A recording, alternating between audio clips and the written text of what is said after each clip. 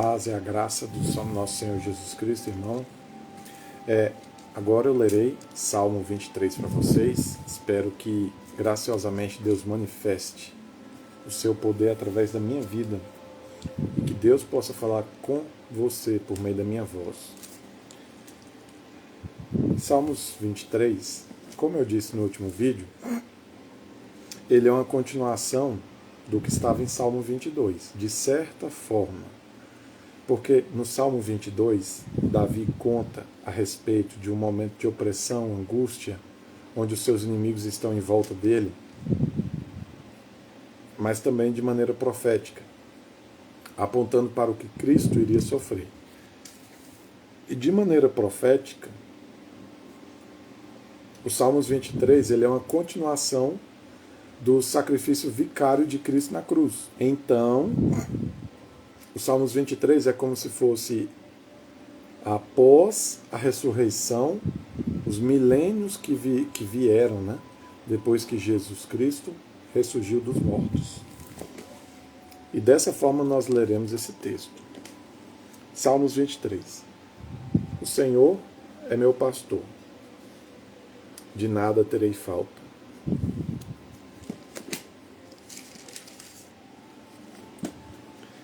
Em verdes pastagens me faz repousar e me conduz a águas tranquilas.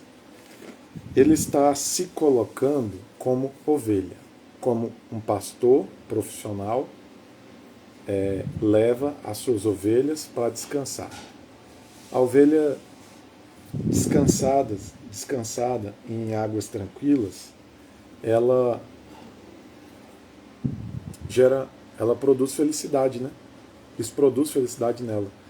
Por quê? Deus se importa sim com a sua felicidade. Não do jeito que você pensa, mas Ele se importa. Os sonhos, os planos de Deus, eles são mais altos que os nossos. Os pensamentos de Deus são mais altos que os nossos. Então, muitas das vezes você vê algo como a sua felicidade, mas Deus sabe que não é. Quando Deus sabe que algo não será a sua felicidade, o que Ele faz? Ele tira da sua vida. Para quê? Para aquilo não impactar a sua felicidade.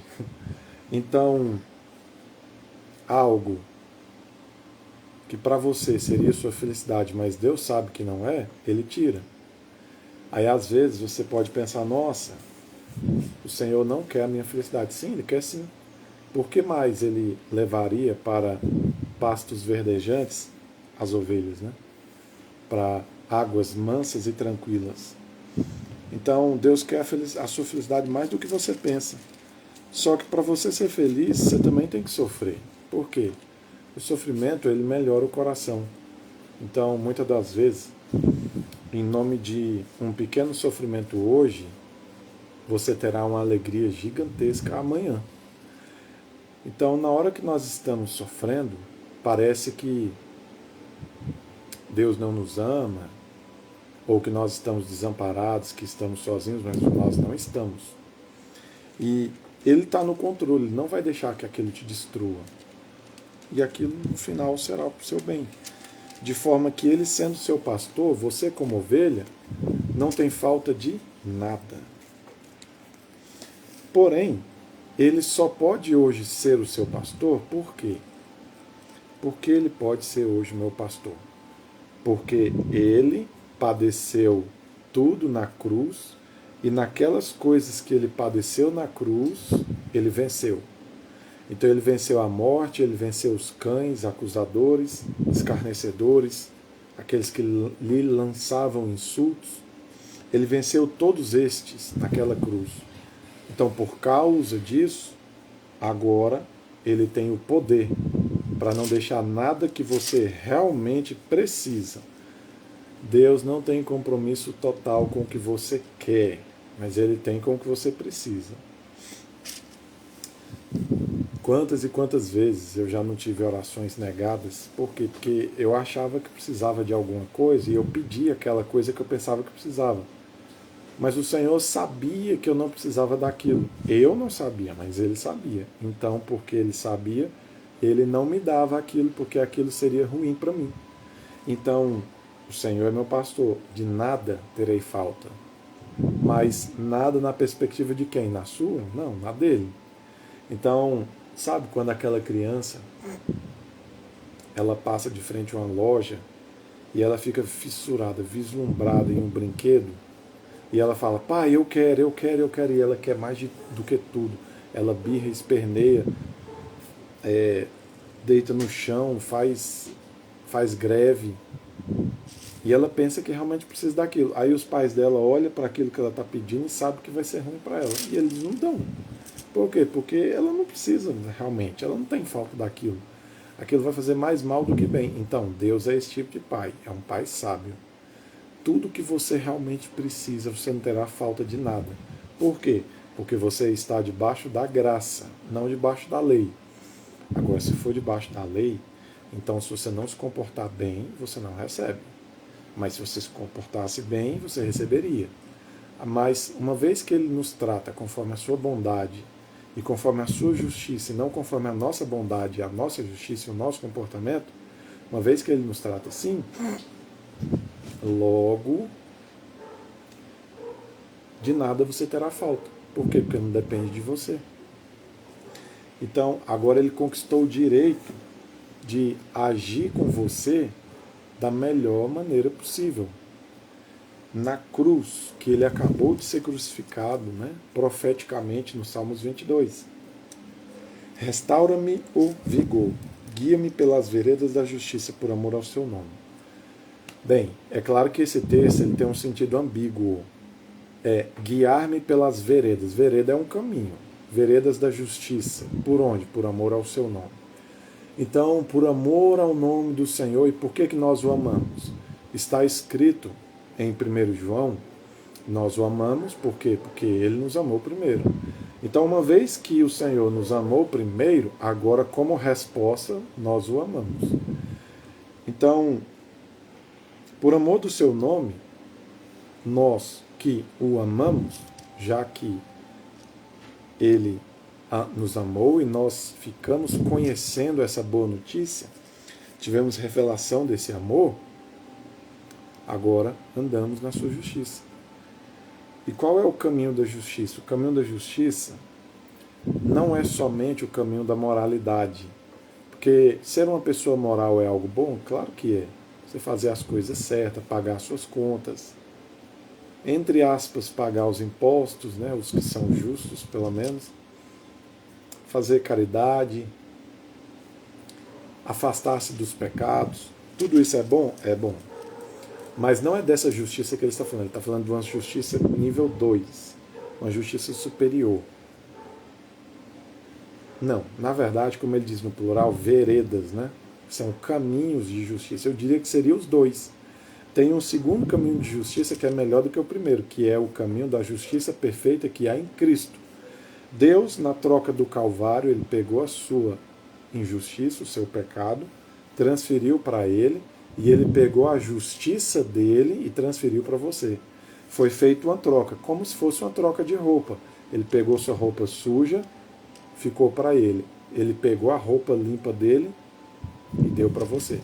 Então, agora, você que está debaixo da justiça de Cristo, aceito pela graça e perfeito aos olhos de Deus, agora você pode ter descanso. Você lembra do que ele diz? Venham a mim todos vocês que estão cansados e sobrecarregados. O diabo me colocou um sono agora sobrenatural.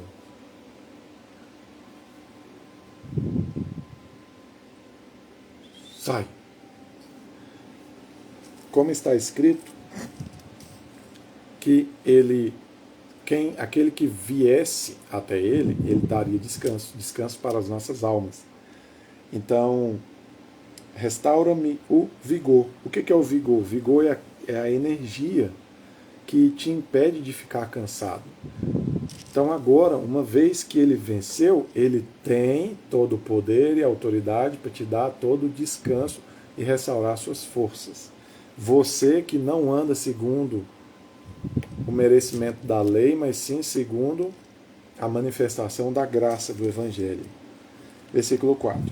Mesmo quando eu andar por um vale de trevas e morte, não temerei perigo algum, pois tu estás comigo, a tua vara e o teu cajado me protegem.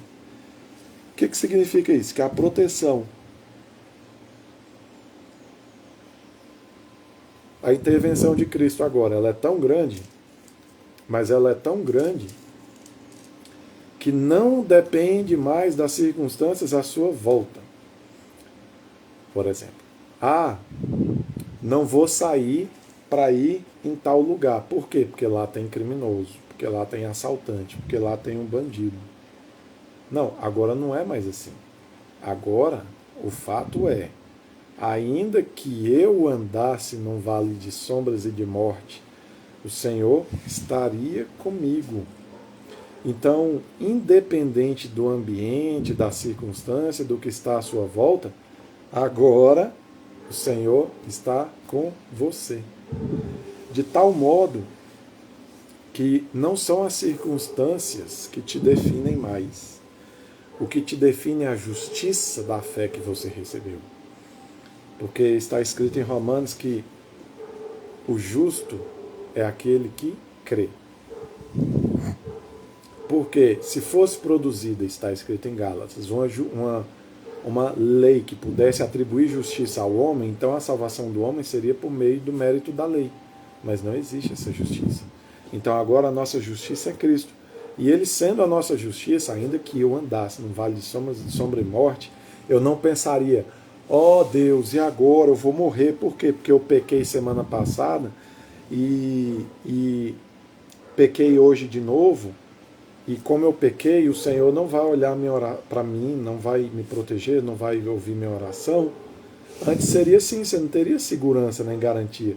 Só que agora, uma vez que você está salvo pela graça, você tem total garantia de que Ele te ouve, de que Ele te assiste, te dá assistência nesse momento de dificuldade. A tua vara e o teu cajado me protegem. Preparas um banquete para mim, à vista dos meus inimigos, tu me honras, ungindo-me a minha cabeça com óleo e fazendo transbordar o meu cálice. Sabe o que é isso? Isso era um gesto de honra. Uma pessoa que seria honrada, eles pegariam um recipiente de azeite, de óleo, um recipiente de azeite, de óleo ungido, derramava sobre a cabeça dele, diante de todos os que estavam ali, para mostrar que ele estava sendo prestigiado, exaltado, honrado. Mas não somente isso, como também ele prepara uma mesa na presença dos inimigos. Inimigos aqui você pode pensar nos invejosos. O invejoso, quando ele fica sabendo que algo na sua vida, digamos, deu certo, você teve uma vitória, quanto maior é essa vitória e quanto menor é o conceito que ele tem sobre você, com mais ódio, mais raiva ele fica de ti. Só que Deus, entre aspas, Deus é debochado. Onde é que ele coloca a sua vitória para acontecer? Na mesa dos seus inimigos. Ele chama todos e fala, tá vendo aqui? Eu estou honrando ele. E transbordar o meu cálice. Outra verdade da Escritura com relação à honra é que, para provar que esse homem estava sendo honrado, o que acontecia na época do Oriente? Muitas das vezes, ele, quando estava ali na mesa, para mostrar que ele tinha uma porção de honra maior do que os outros convidados, ele colocava o vinho, ou seja, qual for a bebida que eles iam beber, e não parava quando estava cheio. Ele continuava colocando para transbordar, para, numa figura de linguagem, dizer que ele tinha mais do que os demais, né? Mais honra do que os demais, mais prestígio do que os demais. Mas existe, meu irmão, uma outra verdade aqui, que é a seguinte: muitos pastores de Israel, alguns deles dizem que ovelha é um animal que atrai muita mosca. E mosca na Bíblia é demônio. Por quê? Quando os fariseus foram criticar Jesus e disseram assim, ele expulsa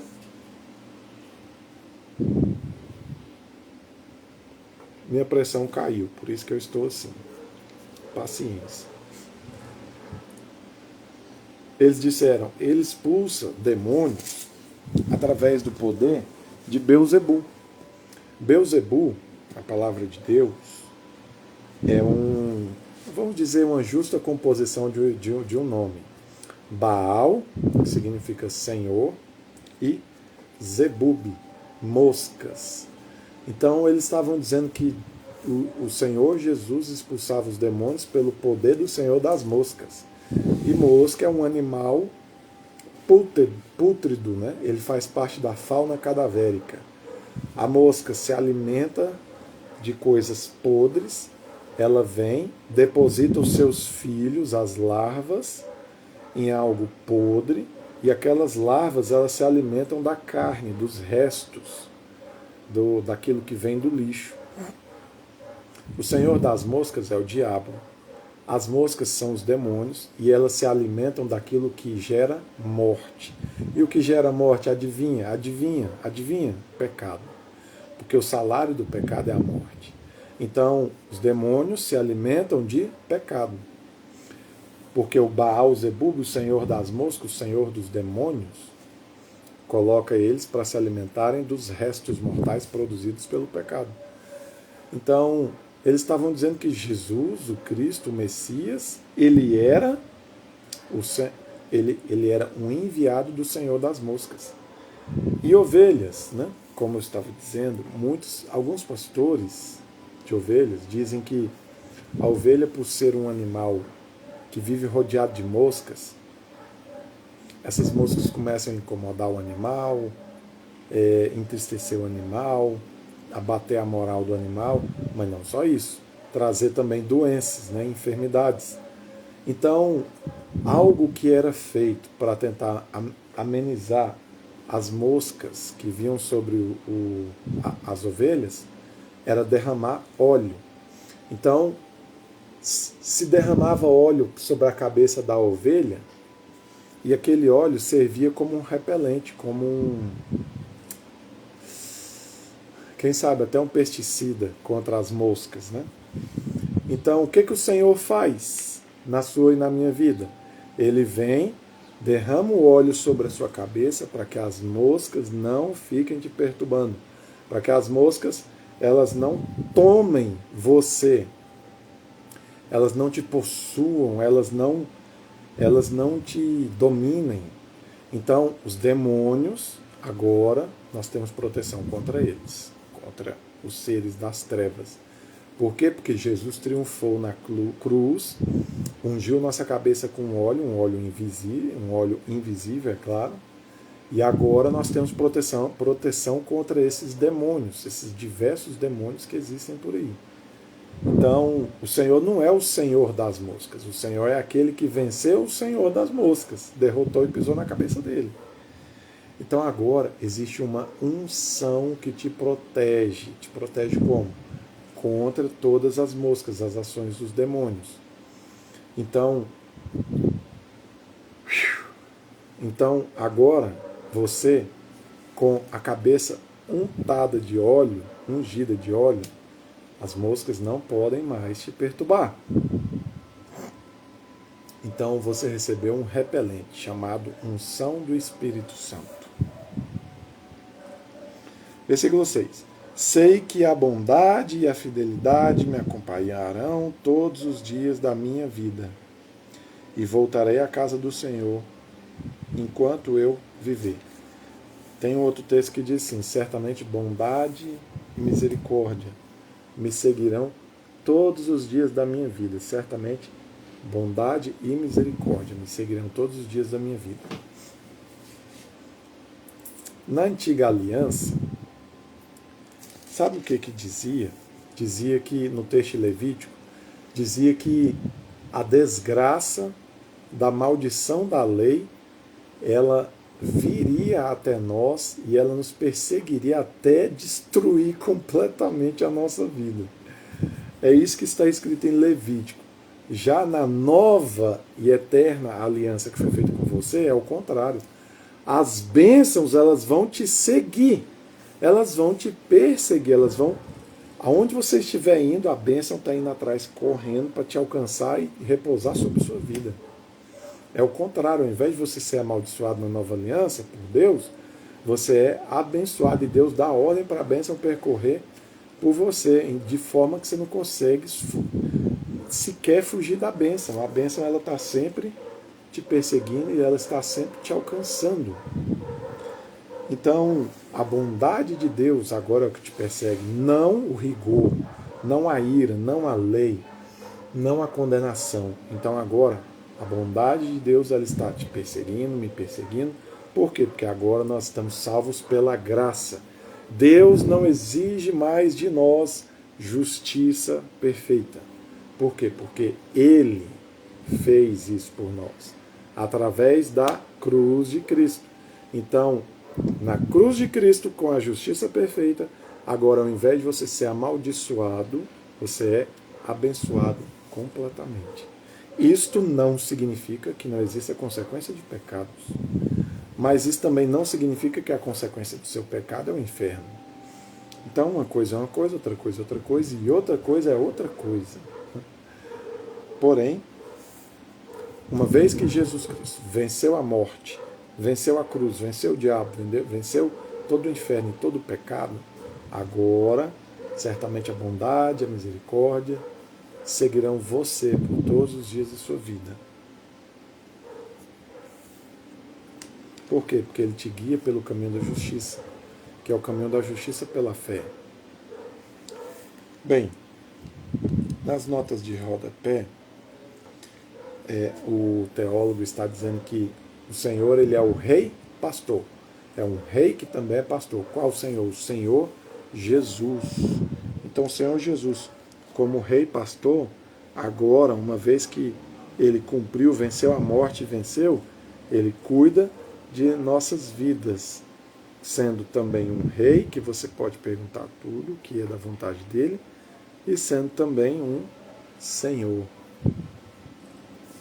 um pastor. Então ele como pastor, ele conduz a sua vida, você como ovelha, e ele como um rei, ele governa soberanamente sobre você.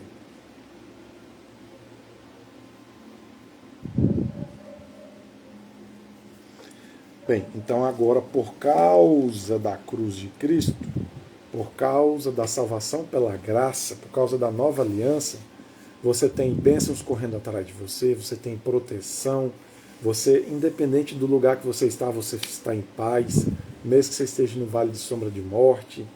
Agora, de nada você tem falta, nada do que é realmente necessário para a sua vida. Ou seja, tudo isso Deus nos deu gratuitamente junto com o seu Evangelho, junto com o que está escrito em Hebreus 12. Então, que você possa desfrutar isso na sua vida. Senhor, meu Pai, com muito sono eu consegui, meu Pai, por causa da minha pressão que abaixou. Abençoe essas pessoas, traga favor e graça, que elas possam crescer e amadurecer. Crescer e se tornarem aptas para governar no seu reino. Meu irmão, eu quero te dizer, procure um local para você servir a Deus. E sirva ao Senhor com todas as formas que você usar a criatividade que você puder. Por quê? Agora, todo escrito de dívida, tudo que era contrário, já foi removido da sua vida. Meu Pai, então, em nome de Jesus, que o Senhor traga caminho, sabedoria, unção, poder, revelação e aceitação do seu Evangelho verdadeiro para todos esses que me ouviram. Assim seja, no nome de Jesus. Amém.